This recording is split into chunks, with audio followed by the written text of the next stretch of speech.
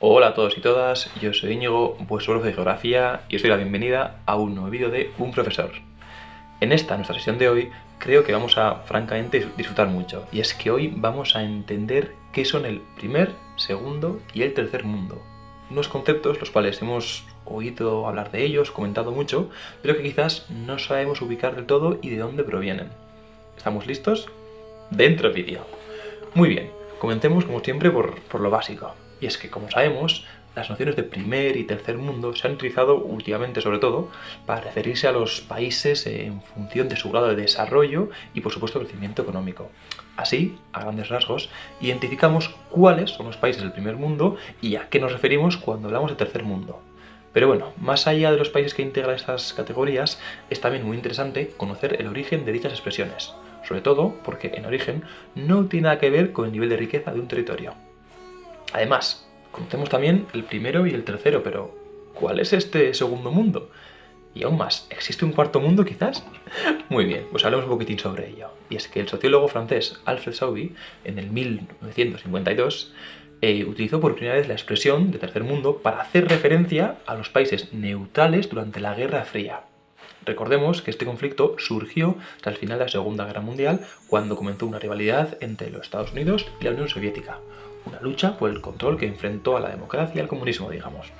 Pero bueno, en este contexto, el primer mundo, digamos, estaba liderado por Estados Unidos e integrado por todos sus aliados. Entonces, el segundo mundo estaba integrado por los países de la Unión de la República Socialista Soviética y, por supuesto, sus aliados. Y finalmente distinguíamos al tercer mundo, integrado por los que estaban no alineados con ninguno de ellos. Así, durante esta Guerra Fría, el mundo estuvo dividido de forma tan clara que todos los países cabían en una de estas tres categorías. En la actualidad, por supuesto, esto no es así, aunque sigamos utilizando estas expresiones.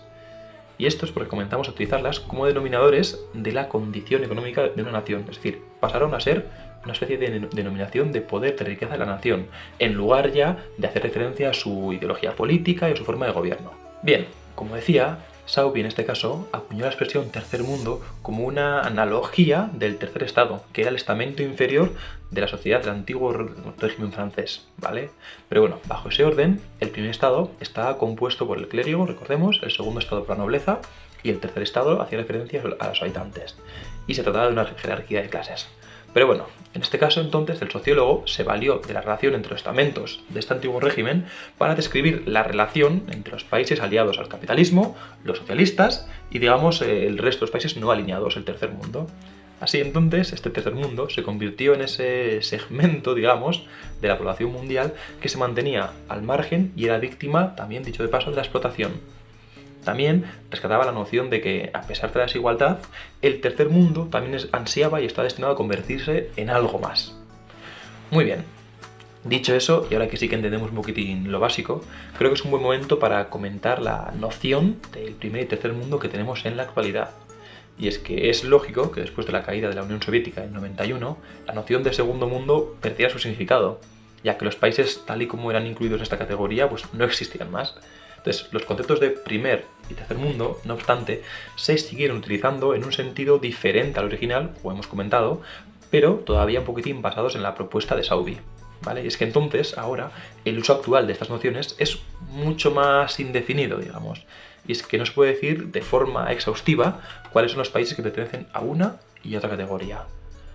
Como las categorías de primer y tercer mundo son mucho más laxas, insisto, entonces el uso de estas expresiones se vuelve inexacto. Y es que, ahora sí, actualmente nos referimos a primer mundo para designar a los países con generalmente un mayor desarrollo económico. Muchos de estos países también formaron en su momento parte de la definición original del primer mundo, mas no son exactas ni tienen por qué ser los mismos, ¿vale? Y por otro lado, cuando hoy en día hablamos de tercer mundo, nos referimos a países pobres, sobre todo, con bajos niveles de industrialización y que en general tienen un peor desempeño de todos los indicadores, tanto económicos como sociales. También a veces se les conoce como países en vías de desarrollo. Pero bueno, muy bien. Hasta aquí el vídeo de hoy. Espero que os haya podido ayudar y así nos vemos en la siguiente clase. ¡Chao!